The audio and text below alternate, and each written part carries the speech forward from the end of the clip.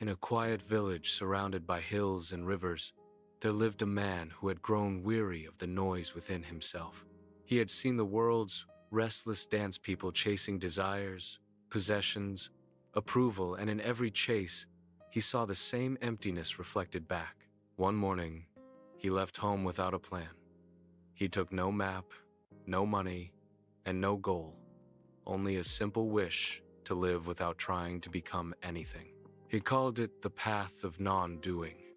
He would sit for hours beneath trees, listening to the wind move through the leaves as if it were whispering secrets of stillness.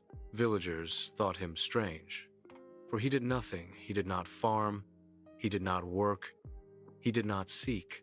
Yet when they passed him, his calm presence made their hearts lighter, as though his silence was doing something the world could not explain. Days turned into months. The wanderer began to feel something shift, not around him, but within. The more he let go of desire, the more he found himself resonating with beings who asked for nothing. He would walk into a field, and a herd of cows would surround him quietly, grazing without fear. He would sit by the river, and stray dogs would lie beside him, resting their heads near his feet as if they had known him forever.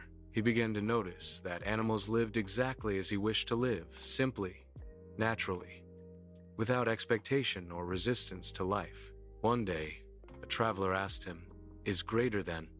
Why do animals come to you as if you are one of them?" The wanderer smiled and said, "Is greater than?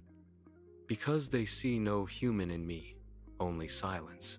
As time passed, he returned to his family for a few days, thinking perhaps his newfound peace would help him reconnect. But the moment he stepped inside his house, he felt a subtle distance, a quiet dissonance in the air. His family spoke of success, of possessions, of neighbors and duties, things that once held meaning but now felt hollow. He sat among them politely, nodding, smiling, but inside he felt like a guest in a house that no longer belonged to him. That night, while everyone slept, he went to the rooftop and looked at the moon. A street dog was howling somewhere far away, and he felt a strange kinship with it, both of them awake, both alone, both free. He whispered to the night, "Why do I feel closer to the unknown than to those I have known my whole life?" The wind answered softly through the trees, "Because love is not born from familiarity.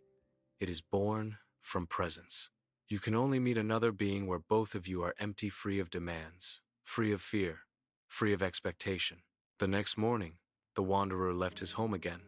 He carried no sorrow, only clarity. He understood that he was not rejecting his family, he simply could not pretend to be what he had outgrown. As he walked once more through the forest path, he noticed the animals watching him again, a bird on a branch, a squirrel nibbling, a cow in the distance. None of them sought his attention, yet all seemed connected to him in an invisible thread of stillness. He realized then, it was not that he loved animals more than people.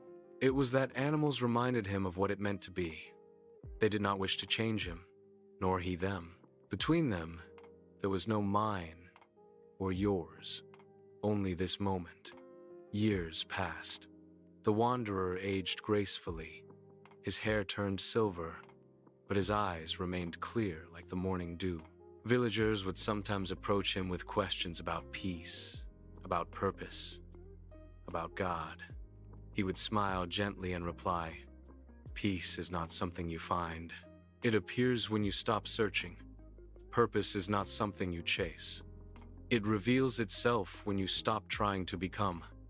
God is not someone far away. He is the stillness behind your every breath."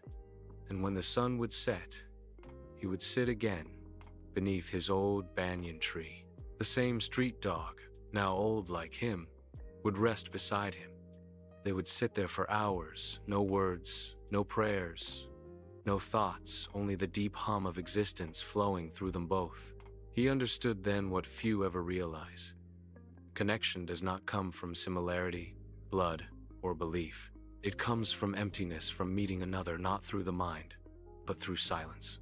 And so the wanderer lived and eventually died, not as someone who renounced the world, but as one who had merged with it completely, in the quiet way of non-doing. When the villagers buried him under the banyan tree, The animals gathered there, silently watching.